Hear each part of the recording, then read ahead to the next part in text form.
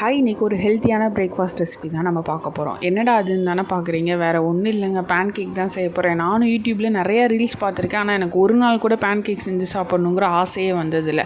அது என்னமோ தெரில, அன்றைக்கி ஈவினிங் லஞ்ச் முடிச்சதுக்கப்புறம் ஒரு ஸ்நாக்ஸ் சாப்பிட்ணும் போல் இருக்குன்னு கீழே போய் பேன் கேக் நான் சாப்பிட போனேன். அதை ரேட்டை கேட்டதுக்கப்புறம் தான் நம்ம வீட்டில் செஞ்சே ஆகணும்னு நான் ட்ரை பண்ணேன். இது ரொம்ப ஈஸி தான். ஃபஸ்ட்டு ஒரு பனானாவை சின்ன சின்னதாக கட் பண்ணிக்கணும். அதை நம்ம கையிலே நல்லா மேஷ் பண்ணி எடுத்துக்கணும். மேஷ் பண்ணிவிட்டு அதுக்கப்புறம் ஒரு ஃபுல் எக்காகவே நீங்கள் சேர்த்துட்டு ஒரு மிக்சியில் ஒரு அடி அடைச்சி வச்சுக்கோங்க. இதில் கோதுமை மாவு நான் போட்டிருக்கேன். ஓகேவா, வீட் ஃப்ளார் போட்டுட்டேன். அதுக்கப்புறமேட்டு ஒரு 1/2 டம்ளர் மில்க் ஆட் பண்ணிக்கிட்டேன். அதுக்கப்புறம் நான் நாட்டு சக்கரை வச்சுருந்தனால நாட்டு சக்கரை யூஸ் பண்ணி நான் மிக்ஸ் பண்ணிட்டேன். உங்களுக்கு அந்த வீடியோலேயே நான் காமிச்சிருப்பேன். அந்த கன்சிஸ்டன்சி வந்தோடனே நார்மலாக நம்ம தோசை ஊற்றுற மாதிரி போட்டுட்டு ஒரு 2-3 மினிட்ஸ்லேயே அது குக் ஆயிரும். அது குக் ஆனதுன்னு எடுத்து வச்சுட்டு இதில் ஹனி யூஸ் பண்ணி சாப்பிடுவாங்க. இப்போ ஹனி வரது எல்லாமே ஒரிஜினல் கிடையாதுங்கிறனால நான் சக்கரையிலே சக்கரை பாகு மாதிரி செஞ்சு சாப்பிட்டேன். அடிப்பொலியாக இருந்துச்சு.